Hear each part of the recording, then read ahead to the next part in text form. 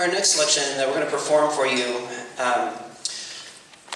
by Brian Balmages needs a little bit of context with it. And sometimes it's interesting to hear what composers are thinking or what inspires them to write pieces of music. This one in particular. So I'm going to read to you his program notes so that you have that context for this one.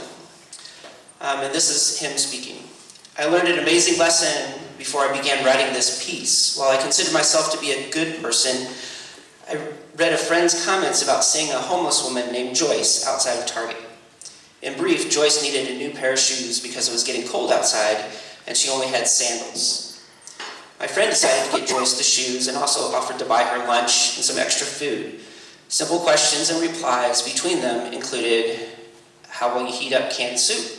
Usually the microwave at 7-Eleven works, and why don't you get the baked peanut butter? Because it's too heavy to carry around.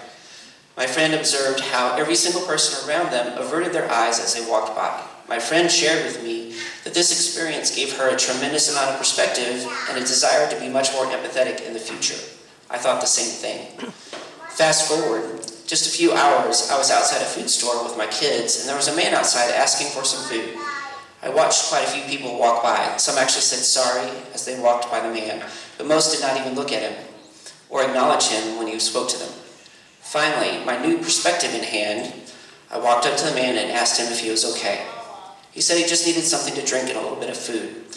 I took him into the store with me and bought him something. His name was Bruce. He was 32 years old. He had 3 kids, 2 in elementary, 1 in middle school. He acknowledged that he had made plenty of mistakes in life, but that he was trying really hard to get back up on his feet and live in the area where he could be close to his kids. We chatted for a bit, and I had to run to get my youngest to a soccer game. As we were leaving, he held the door open for us and said thanks. It's hard when people ignore you all day long. Thanks for stopping. With the holiday season approaching, this struck me hard. So many of us are already making our lists. Others are bugging us for them so they can start their shopping early. We are annoyed because we have to go to several houses on Thanksgiving Day or open gifts at several houses or travel during the holiday season. And then some perspective, someone like Joyce or Bruce, who only wish for food, water, and for someone to notice them. There are many holiday pieces out there about everything imaginable. We're playing some of them tonight.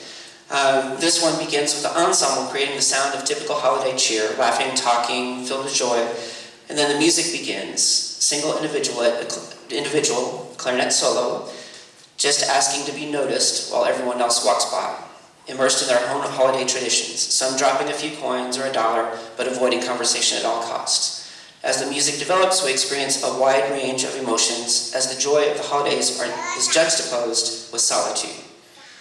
Ultimately, in this particular story, the individual is joined by another, and eventually there are 4, the quartet that you'll hear at the end of the piece. As the couple begin to leave, 2 voices remain, flute and oboe representing one, and the alto sax representing the other. The person's wish comes true. They are no longer alone. This is Solitary Wish.